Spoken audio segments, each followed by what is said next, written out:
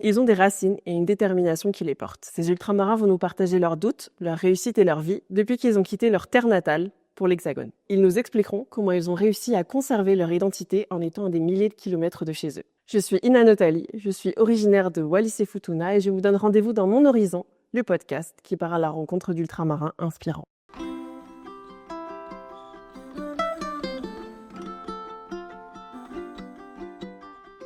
Bonjour à tous, alors aujourd'hui j'ai le plaisir de vous retrouver pour ce nouvel épisode du podcast Mon Horizon, avec aujourd'hui comme invité Shekina. Donc, bonjour Shekina. Bonjour. Qui vient justement nous parler un petit peu de son aventure ici depuis qu'elle est arrivée de Martinique, c'est ça? C'est ça. Donc dis-moi un petit peu Shekina, déjà moi j'ai une question. Shekina, d'où ça vient comme prénom? Qu'est-ce que ça veut dire? Ah, alors Shekinah, ça veut dire présence féminine de Dieu ou présence de Dieu en général. Et c'est toutes les manifestations un peu divines, genre la fumée, la lumière ou des choses comme ça. C'est ma mère, au fil de ses lectures, qui est très curieuse et tout.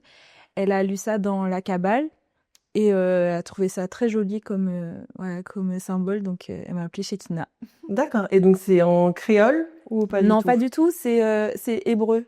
C'est d'origine Ok. hébraïque, je crois, ouais. Ok, et est-ce que ça reflète un petit peu toi ta personnalité?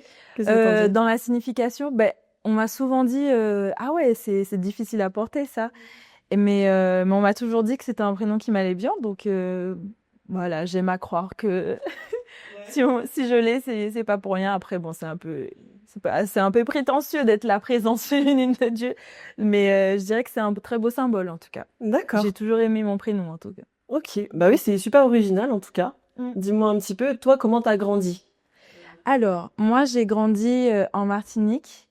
J'ai grandi, voilà, je suis née à Paris, mais ma mère m'a directement ramenée en Martinique quand j'avais 3 semaines, je crois. Du coup, j'ai aucun souvenir de Paris quand je suis née.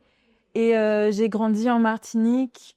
Voilà, une enfance, je dirais, pas aisée du tout, mais voilà, dans la moyenne en Martinique, je pense. J'habitais en HLM avec ma mamie, mon cousin, mon oncle et ma maman. Et voilà, j'ai grandi à Fort-de-France. J'ai fait pas mal d'écoles primaires. J'étais assez portée sur la danse, sur la musique, parce que mon papa, qui est américain, qui nous a rejoints quand j'avais 3 ans, est guitariste. Du coup, il y avait toujours de la musique à la maison quand il passait. Et puis, mon oncle est très audiovisuel aussi, donc et de la caméra. Et voilà, quand j'ai grandi, j'ai fait beaucoup de danse d'abord. Et c'est comme ça que j'ai rencontré la scène. La scène, c'est par la danse que j'ai commencé au CERMAC, donc qui est un lieu culturel en Martinique, à Fort-de-France. Et donc le dancehall m'a amené aux danses afro, m'ont amené à performer devant les gens. Et quand tu danses, tu joues un peu un rôle en fonction du contexte, en fonction de l'énergie, de la chorégraphie. Donc, et puis surtout, j'ai fait les commémorations de l'abolition de l'esclavage qui avait lieu sur la savane. C'était organisé par la ville de Fort-de-France. Et du coup, on incarnait vraiment des esclaves, ou on incarnait des personnages de l'esclavage. Et du coup, c'est un peu là que j'ai commencé à kiffer, incarner Oui, une jouer des situation, rôles, une etc. chose, etc. Donc voilà. Après, le théâtre est venu au lycée. Et au lycée, ouais, j'ai été dans une formation à l'Atrium. Ok. Et voilà. Donc toujours en Martinique, le lycée. Toujours en Martinique, oui. D'accord. Toi, qu'est-ce que tu retiens un petit peu de cette enfance? Parce que je vois que quand tu me dis qu'il y avait ton oncle, ton Oui. cousin, c'est très familial déjà? T'as grandi Oui, dans un bah cocon oui. très familial? Oui, du coup, j'ai grandi avec la famille de ma maman. Ok. Et oui, dans un cocon familial assez naturellement, parce que c'est la famille, qu'on s'entende ou qu'on s'entende pas. Bon, voilà, moi j'ai plein de cousins, plein de cousines, donc c'était un peu mes frères et sœurs de substitution, parce que je suis fille unique. Du coup, j'étais toujours avec mes cousines à la plage, ou voilà, des choses comme ça. Oui, une enfance, moi, j'ai pas de mauvais souvenirs. Après, mes parents, leur relation était un peu passionnelle, parce que c'est deux personnes de deux cultures différentes. Et du coup, moi, j'ai toujours eu ce prisme un peu hybride, parce que même si je suis martiniquaise, ben mon métissage fait que j'étais un peu plus claire que tous les gens de ma famille. Du coup, je me suis toujours positionnée genre martiniquaise, mais quelque chose en plus ou quelque chose en moins ou quelque chose comme ça. Et bon, c'est au fur et à mesure. De toute façon, l'identité, c'est une question infinie et il faut toute une vie pour y répondre. Mais voilà, au début, c'était un peu. Mais après, voilà, j'ai pas de mauvais souvenirs, j'ai pas de traumatisme. Ok. Et c'est ce que j'allais te demander justement du fait de ton métissage déjà martiniquais américain. Oui. Est-ce que tu dirais que comme tu as grandi en Martinique, bah, l'origine martiniquaise prédomine un petit peu sur celle américaine? Ben oui et non parce que bah génétiquement enfin il y a rien qui prédomine mais culturellement oui parce que bah j'ai grandi dans un contexte précis qui est celui de la Martinique. Donc peut-être que euh, j'ai pas eu le temps d'être influencée par mes origines américaines, mais j'ai quand même fait pas mal d'allers-retours aux États-Unis pour rencontrer ma grand-mère qui est venue des États-Unis pour venir en Martinique, mais qui avait oublié son passeport. Qui fait ça? Mais elle a oublié son passeport, du coup on s'est vu à Sainte-Lucie. Enfin bref, on trouve toujours des solutions. J'ai rencontré ma famille, toute ma famille à l'âge de 9 ans, ma famille côté papa.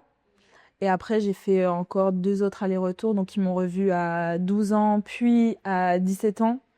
Et voilà, ça s'est un peu organisé comme ça. D'ailleurs, la première fois que je suis allée aux États-Unis, c'était pendant les grèves de 2009. Comme il n'y avait plus école, c'était un peu la merde parce qu'il n'y avait plus à manger dans les supermarchés, il n'y avait plus rien. Et c'est un peu par survie que ma mère m'a dit, bon, je crois que c'est stratégiquement le moment d'aller aux États-Unis. Donc, Ok. on est resté pas mal de temps. D'accord. Et Ok. voilà. Donc, Mais donc quand même une forte identité martiniquaise qui t'a un petit peu mené jusqu'à là le théâtre, la comédie aujourd'hui, quoi. c'est en Martinique, on dit ça quitta ou la rivière pas à chailler. Ça veut dire ce qui t'appartient, la rivière ne part pas avec. Donc tout ce qui passe devant toi, et qui reste devant toi, c'est pour toi. Donc j'ai toujours un peu fonctionné comme ça au fur et à mesure des opportunités, etc.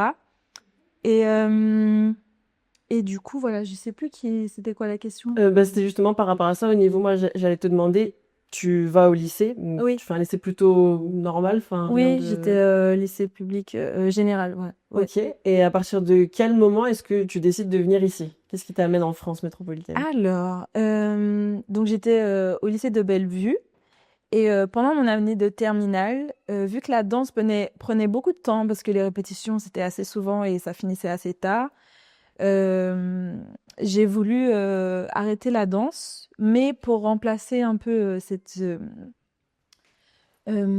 pour remplacer cette pratique artistique, j'ai cherché un peu s'il y avait des cours de théâtre, des choses comme ça. Et ma mère a appelé l'Atrium et ils lui ont dit directement, ah ben ça tombe bien parce que demain il y a une audition pour telle formation et tout, donc venez. Donc moi un peu prise de court, je dis ah oui d'accord, demain il y a l'audition. Moi j'étais en mode ah ouais mais il faut préparer quoi? Il y a des préparations. Je me suis dit mais je peux pas y aller. Enfin moi je suis un peu Faut être une stressée de la organisé et vie. tout, Ouais voilà c'est ouais, ça. ouais, ouais. Du coup moi je voulais pas y aller de base, mais ma mère elle m'a poussée, elle m'a dit mais si on s'en fout, tu y vas et tout. Et du coup j'y suis allée. Et en fait, heureusement que j'y suis allée parce que c'était très tranquille dans le sens où, enfin, c'était très encadré, donc il n'y avait pas de stress à avoir. Et c'est là que j'ai rencontré Hassan Kassi Kouyaté, qui était directeur de l'Atrium à l'époque, qui est d'origine burkinabé et qui vient d'une famille de griots. Donc en fait, il fait du théâtre depuis très longtemps, toute sa famille est dans le théâtre. Et en fait, il a vraiment insufflé ça à l'Atrium à l'époque. L'Atrium qui est de base beaucoup sur la musique ou sur la danse et le théâtre un peu moins.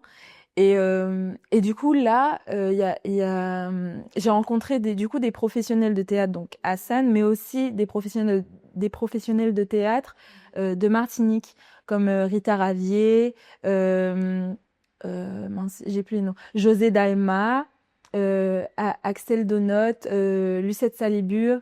En fait, c'est des comédiens, des acteurs qui sont martiniquais et qui se sont formés en France ou ailleurs et qui sont revenus au pays pour exercer leur art. Et donc moi, j'avais pas l'habitude de rencontrer ce genre de personnes avec ce parcours-là. Et donc, de me sentir encadrée par des gens dans lesquels je peux me reconnaître, ou je peux reconnaître ma tati ou ma mère ou mon tonton, ben, ça fait que tu te sens à l'aise directement, on parle la même langue, on a le même imaginaire culturel. Donc voilà, ça s'est fait un peu naturellement. J'ai été prise dans la formation du coup. Ouais. L'audition, elle se passe bien, du coup? C'est ça, l'audition, elle se passe assez bien. C'est très bienveillant. Et en fait, c'est plus pour voir si on est dégourdi, si on est apte à, voilà, à prendre une consigne et tout. Du coup, j'ai eu l'audition et en fait, c'était comme un cours de théâtre le mercredi et le samedi. Du coup, normalement, c'est sur 2 ans. Mais comme j'étais en terminale, donc voilà, j'ai fait la première année. Et ça m'a beaucoup plu. C'est vraiment un truc que je connaissais pas du tout, le théâtre. J'avais fait un peu d'écran de cinéma avant, pas avec une association qui s'appelle Ciné Roulé. Et chaque été, on devait faire un court-métrage sur un thème. Donc en fait, c'était plus pour introduire aux jeunes les coulisses d'un tournage et toute la création derrière. Et donc ça, j'avais l'habitude de faire ça, mais le théâtre, pas du tout. Et j'ai appris un nouveau langage. Et surtout, c'est le lien avec le corps qui m'a plu, qu'il y a moins au ciné et qu'il y a dans la danse. Et là, c'était un peu le lien avec tout ce que j'aimais, c'est-à-dire la musique, le chant, la danse, l'incarnation. Et c'est tout ce qui me plaît, moi. Et c'est ce que j'ai retrouvé dans cet art-là. Du coup, ça m'a tout de suite intéressée. On avait accès, du coup, en tant qu'élève de la formation, on avait accès gratuitement à tous les spectacles qui passaient à l'Atrium. Et c'est là que j'ai vu une de mes premières pièces de théâtre, 100% martiniquaise, qui s'appelle La Diablesse, qui est écrite et mise en scène à l'époque par Danieli Francisque, qui est une autrice martiniquaise. Et là, je crois que j'ai pris ma première claque de théâtre parce que c'était tout ce que j'aimais. Ça parlait du carnaval, donc il y avait du chant, il y avait beaucoup de corps. Le texte est magnifique, très très imagé, très poétique, mais qui parle de sujets assez intenses et importants de la société de la société martiniquaise. Ça parle du lien entre l'homme et la femme, mais de manière très imagée, très poétique. Et là, j'ai vu ça et je me suis dit, mais putain, cet art-là, il est incroyable. On peut faire ça. La scénographie, enfin, ça m'a mis un peu des étoiles dans les yeux. Et le fait que ça soit martiniquais, je me suis dit, en fait, c'est un métier. En fait, je peux faire ce métier. Parce que inconsciemment, j'avais toujours cette arrière-pensée de croire que vivre du théâtre, c'est de l'utopie, c'est pas pour nous. Enfin, les acteurs qu'on voit à la télé, c'est pas des Martiniquais, c'est des Américains, c'est des Français. Enfin, euh, donc tout ce qu'on voit à la télé, c'est un peu représentatif. Ça te crée ton imaginaire et te dit bah non, on n'est pas là, donc on n'a rien à faire là, c'est pas un métier. Alors, du coup, là, maintenant, ça fait combien de temps que t'es en France? Alors, je suis arrivée en 2018, donc 2019, 2020, 2021, 2022, 2023, 2024, 2025. Ça fait 8 ans. Ok, 7 ans. 7 ans et demi. Ouais. d'accord. Ok. Parce que je suis arrivée fin d'année 2018. Et t'as pu rentrer quand même souvent en Martinique Ouais. d'ici là? Oui, moi je suis rentrée, j'ai eu la chance de rentrer chaque année grâce à la DOM, parce que j'avais droit à pas mal d'aides vu que j'étais échelon 7 ou 8.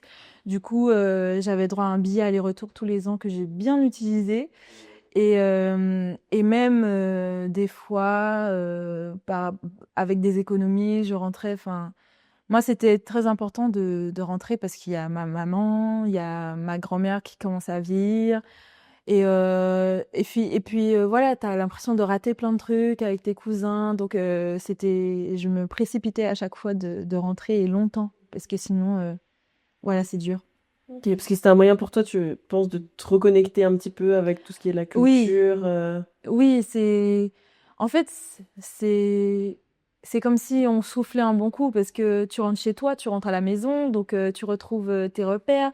Il y a pas de masque à mettre, il y a pas de, voilà, tu retrouves ce qui est confortable et surtout me ressourcer euh, de manière énergétique. Enfin, se ressourcer avec la mer, avec juste de voir des couleurs, du bleu, du vert.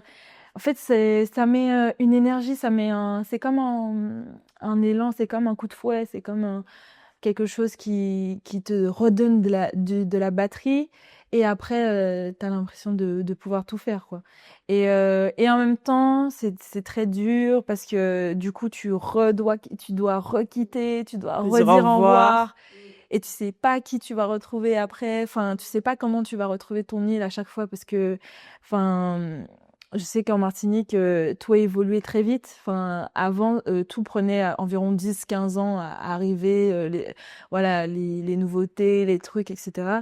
Là, tout va très vite avec les réseaux sociaux, avec tout ce qui se passe. Donc, tu sais jamais comment tu vas retrouver ta ville ou voilà ton quartier. Et, des fois, ça te fait poser des questions. Ah, est-ce que je suis vraiment martiniquaise? Parce que tu reviens en vacances, donc t'es parmi tous les vacanciers. Et en plus, on me taquinait beaucoup dans ma famille. On dit, la touriste, comment ça va? Et ça, ça fait mal. Bizarre. Ouais, ça fait très bizarre, ça fait trop mal. Comment ça, moi touriste, moi touriste? Et du coup, t'as envie de rester. Mais en même temps, la passion, en fait, c'est vraiment la passion du théâtre Ta carrière, elle ouais, est en France, en fait, pour c'est toi. ça. En fait, en Martinique, c'est compliqué en tout cas, enfin, ça commence à changer.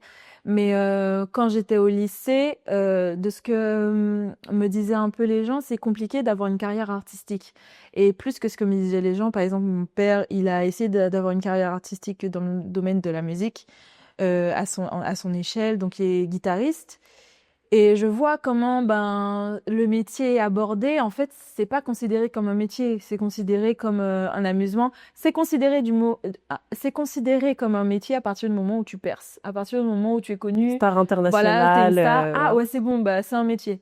Mais sinon, entre les deux, on n'en parle pas. Mais il y a beaucoup d'artistes qui font vivre les communes, qui font vivre la communauté, qui font vivre la bibliothèque du coin, qui racontent des histoires aux enfants. Enfin, il y a plein d'événements culturels qui font vivre les gens, mais on n'en parle pas parce qu'ils sont pas à la télé, ils sont pas sous la lumière, sous le feu des projecteurs. Du coup, c'est pas considéré comme un métier.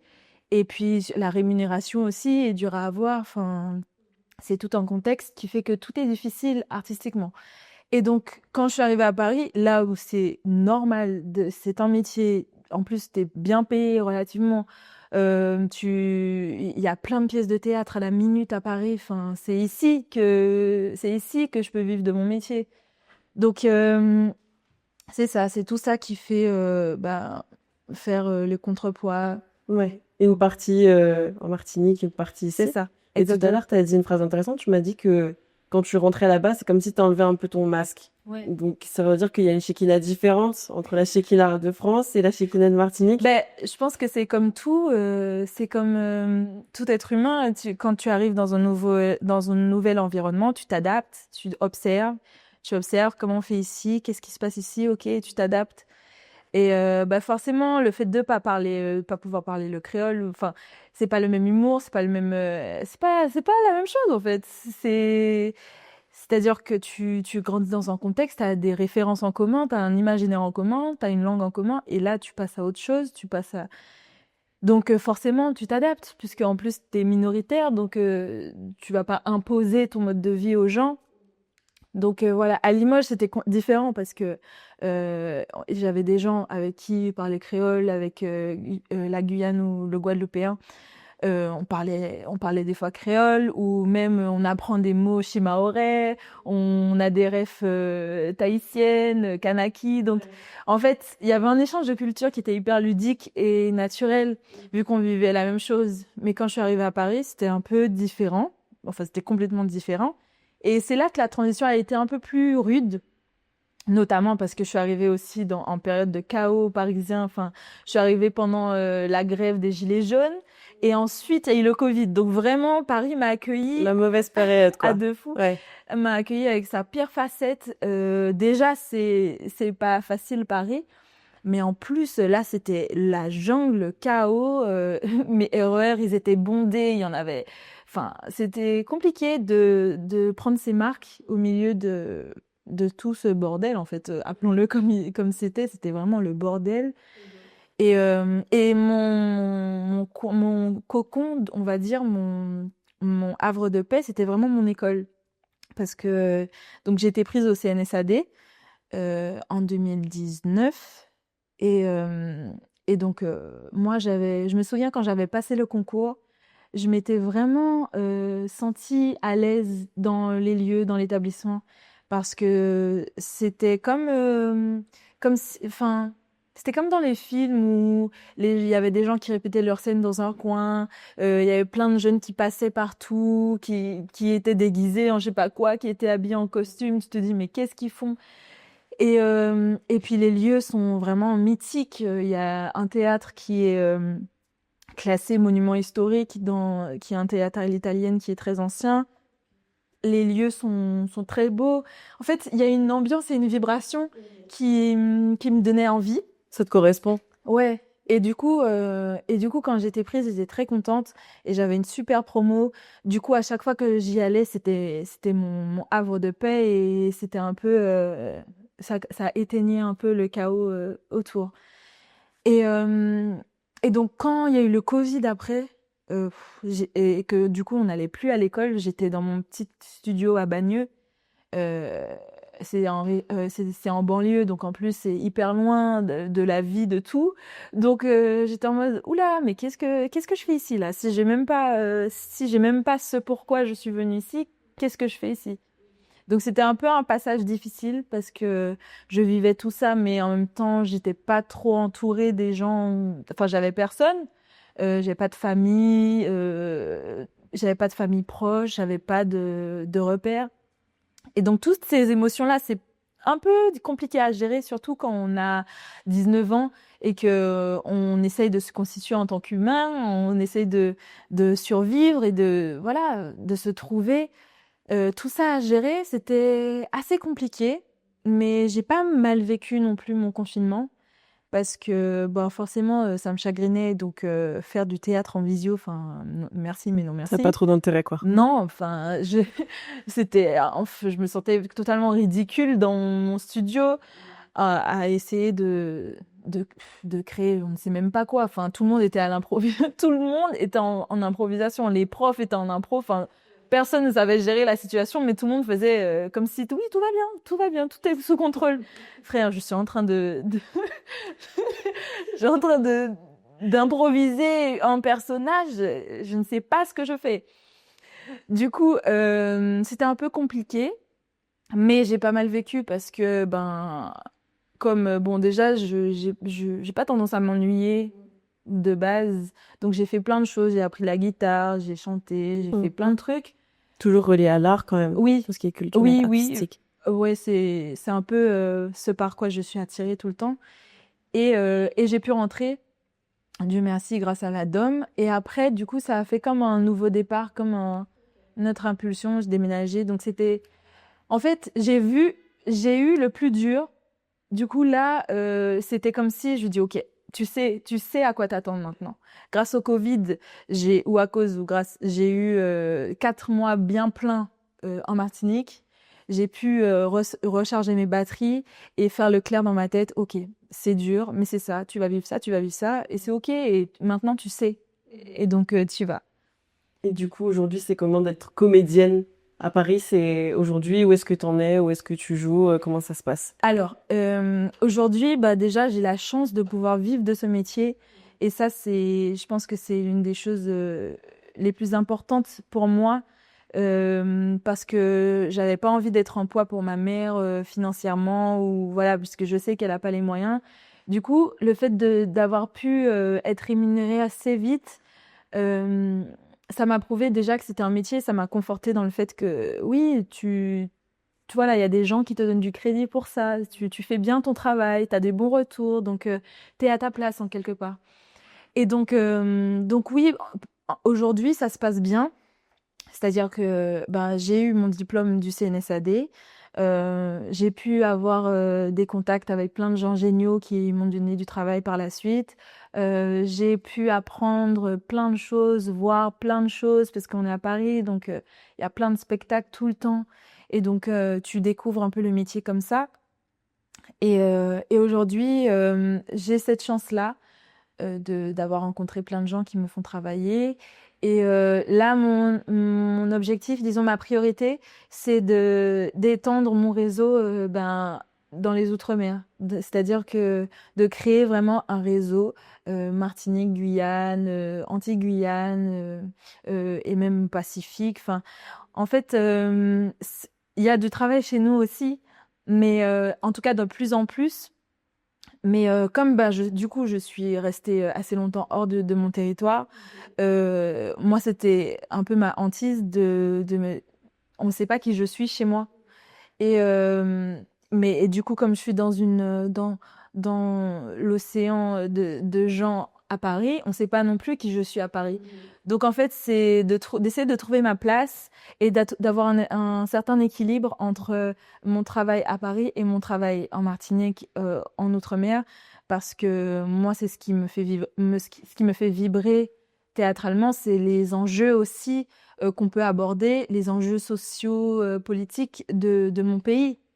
Toutes les galères qu'on subit, toutes les injustices, ça fait théâtre. Enfin, et le théâtre est important pour ça, parce que ça permet de passer des messages et ça permet d'ouvrir les Dénoncer des gens, choses, de etc. dénoncer des choses, mais aussi d'émerveiller, aussi de voir du beau. Et ça sert à ça. Enfin, pour un peuple, ça sert aussi de voir du beau, d'entendre de belles choses. Ça fait du bien. Et donc moi, j'adore ce métier que j'ai pu faire en France, etc.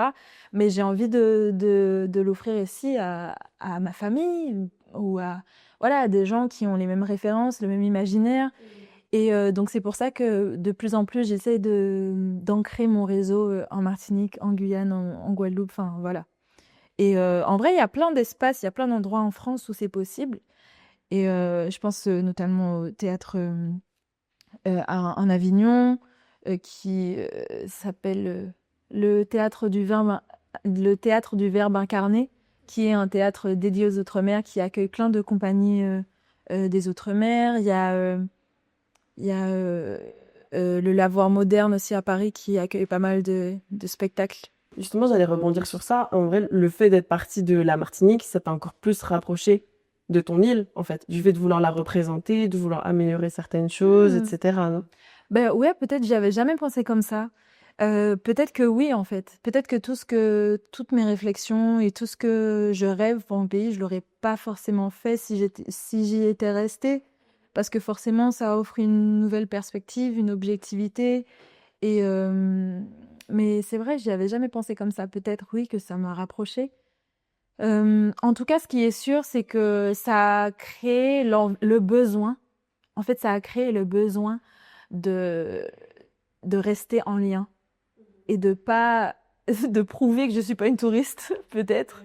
Mais en gros, ça m'a permis d'avoir des réflexions sur qu'est-ce qui va pas, qu'est-ce qui peut aller mieux. Voilà. Et avant de parler encore, j'ai encore deux, trois questions Ah sur, oui. sur tout ce qui est carrière, etc. Mais il y a toujours un petit peu justement cette notion de légitimité, en fait, qui vient sur est-ce que je suis légitime d'aller sur mon île maintenant que je suis en France et quand on arrive, c'est surtout est-ce que je suis légitime d'être en France alors que je viens de Martinique et justement, comme tu disais, tu dois faire tes preuves, tu dois montrer que t'es pas parti pour rien, etc., etc. Donc ça crée peut-être un peu une sorte de pression inconsciente, quoi. Oui, c'est clair. En fait, le combat, c'est de pas trop écouter ces pensées-là, de pas trop y croire en tout cas. Parce que les pensées, oui, je suis pas légitime, oui, je suis jamais à ma place. De toute façon, on les a. Et d'autant plus quand tu es métisse, enfin en tout cas dans mon cas, je sais que c'est des questions que je me suis toujours posées. Est-ce que je suis à ma place? À quel endroit ma place commence? Qui suis-je? Où suis-je? Enfin, c'est des questions existentielles qui te suivent un peu tout le temps.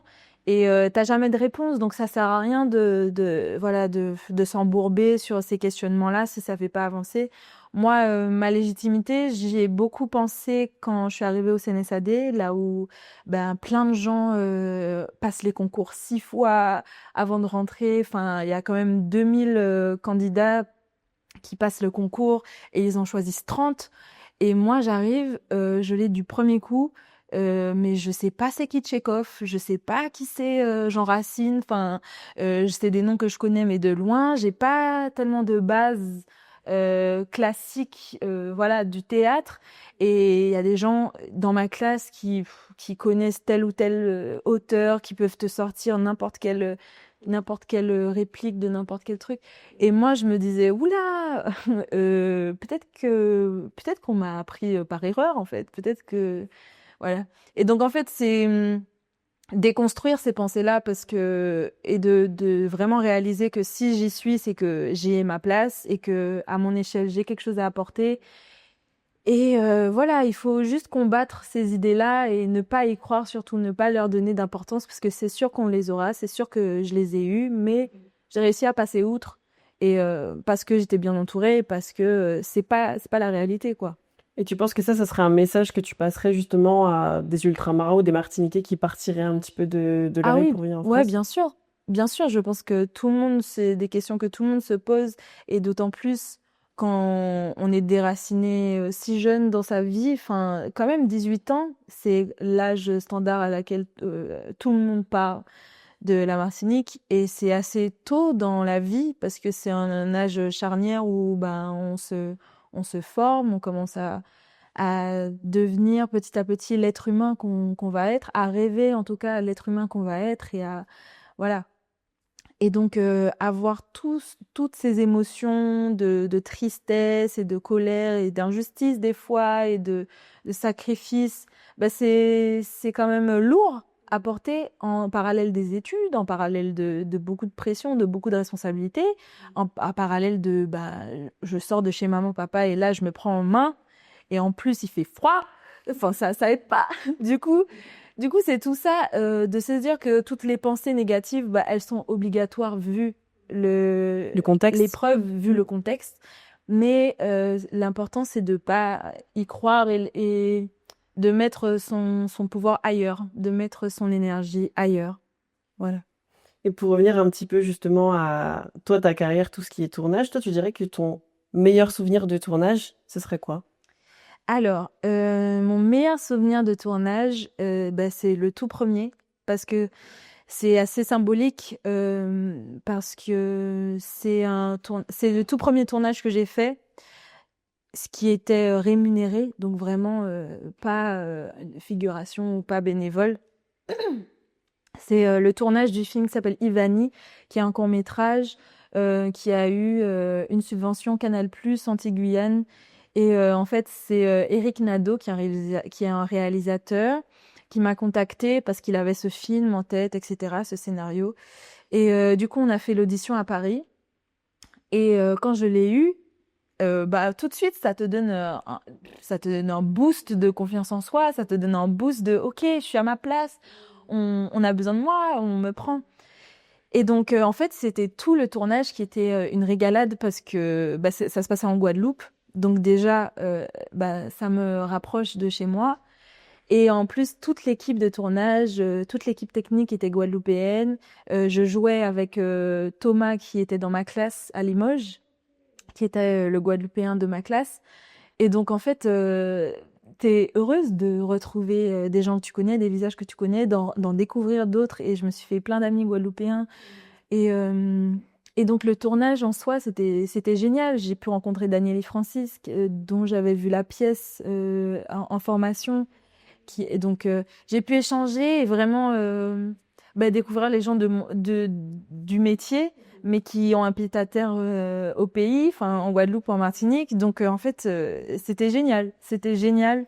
La Guadeloupe est magnifique, donc forcément, on a tourné dans des endroits pas possibles, enfin magnifiques, à la rivière, à la mer. C'était génial. C'était génial de A à Z. Ok. Et après ça, tu as aussi tourné dans la série Ultra Loin de vous. Ouais. Oui, ça c'était aussi une super expérience et une première expérience parce que c'était mon premier tournage de série. Donc j'ai appris ce que c'est de jouer un personnage récurrent, comment on le fait évoluer, comment ben il faut être cohérent sur toute la saison et en plus sur 2 saisons parce que on a fait une deuxième saison. Et c'est génial parce que Chloé, qui est la réalisatrice et l'une des autrices, eh ben elle est hyper juste dans comment elle parle aux comédiens. Donc moi, j'ai beaucoup appris aussi avec elle parce que le travail de mise en scène, le travail de directeur, d'acteur, moi ça me passionne. Et du coup, d'entendre comment elle parle aux acteurs, de comment elle dirige mes collègues, comment elle dirige tout le monde, comment elle dirige un plateau. Et puis il y avait beaucoup de femmes sur ce plateau de cinéma, donc il y avait beaucoup de femmes sur le plateau de tournage, donc c'était hyper rafraîchissant à voir et de voir les chefs op comment elles travaillaient. Donc en fait c'était encore Enrichissant, en fait. ouais, c'était encore enrichissant. Et puis bon, c'est de la télé, donc ça va vite. Donc c'est une autre manière de travailler. Et en plus, c'est une série de genre mockumentary. Donc c'est comme The Office ou les séries genre Abbott Elementary. En fait c'est des docu-fictions. Et en fait, il y a tout le temps des face cam. Donc en fait, c'est les personnages qui débriefent un peu face cam sur la situation. Et donc c'est une autre manière de jouer en fait, parce que tu prends tout le temps en compte le la caméra. En Ok, fait, tu regardes tout le d'accord. temps la caméra en mode Mm. voilà, tu prends toujours en complice la caméra.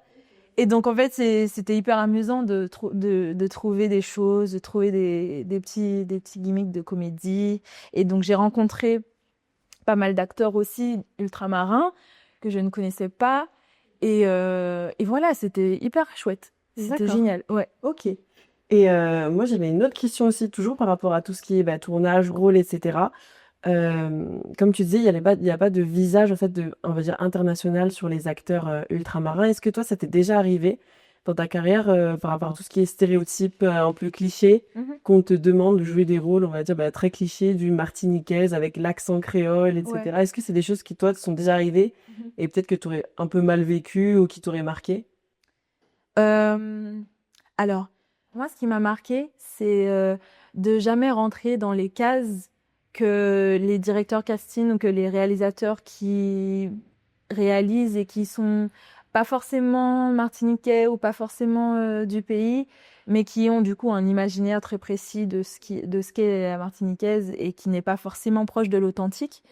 Ben, du coup, ils essayent de projeter ça sur toi et tu le sens. Toi, en tant que Martiniquais, tu le sens, tu le vois et tu as envie de lui hurler, mais c'est pas comme ça qu'on parle chez nous, c'est pas comme ça. Mais il faut toujours s'adapter à l'attente, à qui est devant toi. Et moi, ce qui m'a marqué, c'est pour le tournage d'une série qui est d'une très grosse production qui va se faire en Martinique, qui n'est pas encore sortie. Mais c'était un peu un événement. En tout cas, si t'étais acteur martiniquais, tu savais forcément qu'il y avait ça, que ce soit au pays ou à Paris, tu savais. Et donc, on s'est tous arrangés pour passer le casting. Et moi, euh, j'ai passé plein de castings pour ce projet-là. Parce que, il y a eu pas mal de directeurs casting qui se sont enchaînés et il y a pas mal de rôles aussi. C'est une série, donc il y a pas mal de rôles. Et moi, j'ai passé plusieurs fois les castings pour différents rôles. J'en ai passé à Paris, j'en ai passé aussi en Martinique parce que j'étais de passage là-bas et je voulais à tout prix rentrer en contact avec des gens, être dedans. Et en fait, de ce que je lisais des personnages, c'était très ancré dans un cliché. Déjà, le nom de la série en dit long sur le cliché. Et du coup, mais tu t'adaptes parce que tu as envie de travailler et tu as envie oui, de l'expérience. Tu as soif de tournage, tu as soif d'expérience, de rencontres. Donc moi, j'essayais toujours d'amener ma patte, mais je crois qu'à chaque fois, je voyais dans les yeux du Dircast, où je voyais par rapport au retour qu'on me faisait, que j'étais pas assez dans leur imaginaire, je rentrais pas assez dans leur code, je rentrais pas assez dans ce qu'ils s'imaginaient d'une Martiniquaise, donc pas assez foncé de peau, ou voilà, pas assez noir, ou pas assez... je sais pas en fait ce qu'ils cherchent, mais je sens qu'il y a il y a un truc. Et bon, ça, de mon métissage, j'ai toujours un peu senti ça parce que quand j'étais en Martinique, alors il y a beaucoup de colorisme en Martinique, c'est pas un flash news, c'est pas un secret. C'est une société très coloriste et notre génération commence à déconstruire un peu ça, mais c'est tellement ancré dans les mentalités que déjà ils mettent le doigt et en fait, c'est pas forcément ce qu'il y a de plus facile. Et donc, moi, j'ai toujours eu plein de compliments mal placés sur le fait que je sois claire, le fait que j'ai des traits un peu moins négroïdes et tout, que j'ai les cheveux un peu plus lisses ou voilà. Moi, on m'a toujours associé à ça et moi, je le vivais pas bien parce que je me dis mais non, enfin, Les gens pensent qu'est-ce que que tu c'est racontes? gentil, mais en fait, Voilà, c'est c'est pas ça. forcément gentil. C'est Ouais. pas forcément gentil. Il y a un problème derrière ça. Et moi, par exemple, ben, c'est bête. Il y a aussi du texturisme. Je pense que le mot a été inventé pour la Martinique parce qu'en gros, c'est par rapport aux cheveux. Les cheveux, c'est vraiment très important et que si t'as les cheveux trop crépus, eh ben, t'as pas des beaux cheveux. Et donc moi, on m'a toujours dit que j'avais des beaux cheveux. On m'a toujours répété, t'as des beaux cheveux. Et ça en devenait un peu problématique. Mais du coup, du coup, j'ai créé un petit complexe de, mais non, en fait, mes cheveux sont nuls parce que je peux pas faire les mêmes coiffures que vous. Je voyais toutes mes copines, toutes mes cousines, et c'est même moi qui les coiffais avec des tresses et tout. Mais moi, je peux pas faire parce que, bah, j'ai des cheveux de blanc. On me dit, mais non, ça, c'est pas pour toi, t'as des cheveux de blanc, c'est pas pour toi. Et donc, j'ai grandi avec ça bah, je suis martiniquaise, mais je ressemble à personne de ma famille, enfin, je suis martiniquaise, mais je ressemble à aucune de mes copines, voilà, où il y a toujours un petit décalage. Et oui, et en même temps, enfin, le métissage, il existe en Martinique, il est plus que présent. Il y a plein il y a plein de figures, en fait, il y a plein de profils différents, il y a autant de faciès que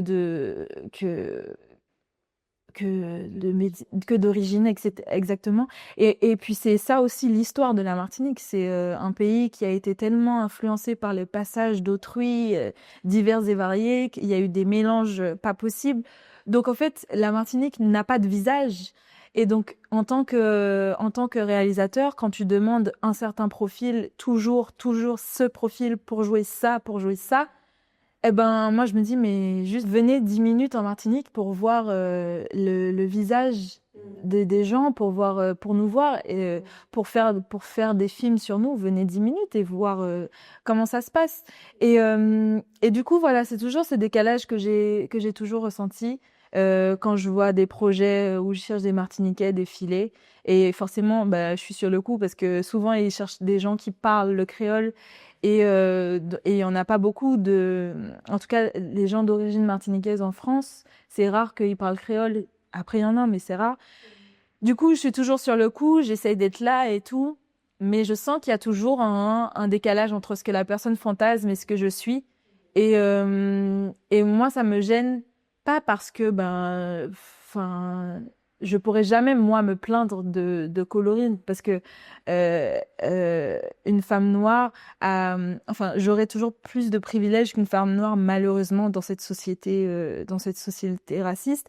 Il y a le privilège aussi du métissage. Enfin, donc je vais pas me plaindre de ce que je suis. Enfin, voilà, faut juste faire avec dans une société malade.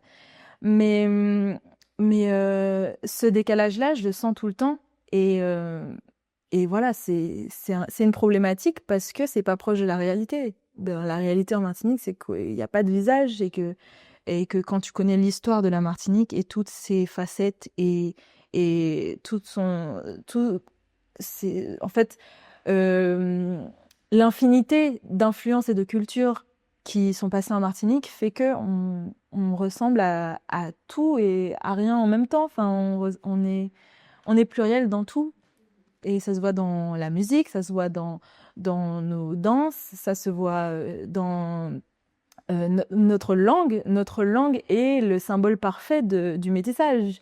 Parce que c'est une langue qui a une grammaire africaine, avec du vocabulaire français, anglais, espagnol. Enfin, le créole, c'est littéralement l'allégorie du métissage. Donc en fait, intéressez-vous un peu et vous voyez que c'est plus que ça. Donc voilà.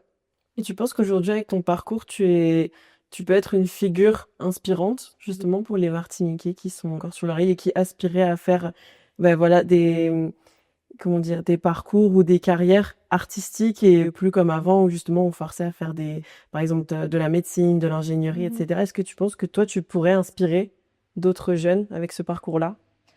Bah oui, enfin, c'est une question difficile parce que bon, je sais pas si je suis la personne la plus inspirante, mais je pense que il y a forcément deux, trois choses qui peuvent, il y a forcément deux, trois choses dans lesquelles certains jeunes peuvent se reconnaître et s'identifier dans l'envie de partir pour faire un métier artistique, dans l'envie, mais le manque de formation en Martinique. Donc, il y a plein de choses par lesquelles moi je suis passée et que sûrement ils vont passer par là. Après, j'ai pas le parcours le plus mirifique pour l'instant, hein. De toute façon, j'ai encore plein de rêves non accomplis, j'ai encore plein de projets sur lesquels j'aimerais aboutir. Donc, je suis pas encore la figure, voilà. Mais je sais qu'il y a des trucs que j'ai vécu et mon expérience sur celle-ci peuvent aider à se projeter. Et juste ça, c'est déjà bien, c'est déjà positif de s'aider, de se projeter et de savoir que c'est possible. Ça aussi, c'est ce qui m'a aidé dans mon parcours, c'est de voir des Martiniquais qui exerçaient leur métier, qui vivaient de leur métier. Moi, ça m'a aidé dans ma projection. Et donc, moi, à mon échelle, je pense que peut-être je peux faire ça, ce travail-là, parce que je vis déjà de mon métier. Je commence à tourner à l'international, parce que avant, bon, je tournais plus en France, mais maintenant, là, je vais jouer en Guyane, j'ai joué à La Réunion, je retourne en Martinique jouer, donc je commence à prendre l'avion pour jouer, donc ça, c'est cool. Et donc, juste le fait de dire aux gens ou aux jeunes que c'est possible, en tout cas, ça, oui, c'est possible. Parce que le carcan qu'on connaît de toujours, de, en fait, la pression, ça devient une pression même de devoir partir pour étudier. Alors que c'est pas forcément. Moi, je sais que si j'avais une formation en Martinique qualitative de théâtre, enfin, je veux dire, si il y avait une école diplômante de théâtre en Martinique avec un vrai programme et tout, je serais restée en Martinique, c'est sûr. Je serais restée en Martinique parce que forcément, c'est plus naturel, c'est plus simple.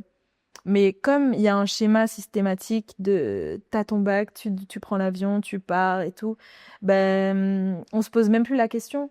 Et il y a des choses du coup auxquelles on est confronté et on s'y attendait pas, ou voilà. Donc en fait, quand tu t'attends à la chose, ça permet de plus d'anticiper un peu plus et du coup de le vivre un peu plus doucement, quoi. Et donc, qu'est-ce que tu dirais à la Chekina de il y a 5, 6, 7 ans, qui venait d'arriver ici, ou qui en tout cas allait quitter la Martinique pour venir faire carrière ici? Qu'est-ce que tu lui dirais? Qu'est-ce que je dirais? Peut-être je dirais de s'affirmer plus et de pas douter d'elle-même, parce que le doute, ça fait perdre beaucoup de temps, beaucoup d'énergie aussi. Le doute, ça fait ruminer, ça fait vivre dans la tête. Et du coup, tu vois pas toutes les choses qui te passent sous le nez. Et donc voilà, de pas douter. Voilà, je pense que ce serait ça. Super. Et ben écoute, en tout cas, moi, je te le dis, je trouve que tu as un parcours super inspirant. Et je pense Merci. vraiment que ça va inspirer beaucoup plus que des Martiniquais, mais aussi de tous les ultramarins en général qui voudront quitter leur île pour faire carrière loin de chez eux, quoi. Merci, j'espère, hein, j'espère. En tout cas, c'est sincère tout ce que j'ai dit. Et voilà, faut pas avoir peur non plus. Enfin, si l'envie est là, faut y aller, il faut foncer. Et voilà, ne pas douter, c'est cool. Et voilà, super. Félicitations en tout cas pour ton parcours, Chekina. Merci beaucoup, Noémie. Merci beaucoup à vous d'avoir suivi ce nouvel épisode de Mon Horizon et on se retrouve très bientôt pour notre prochaine invité.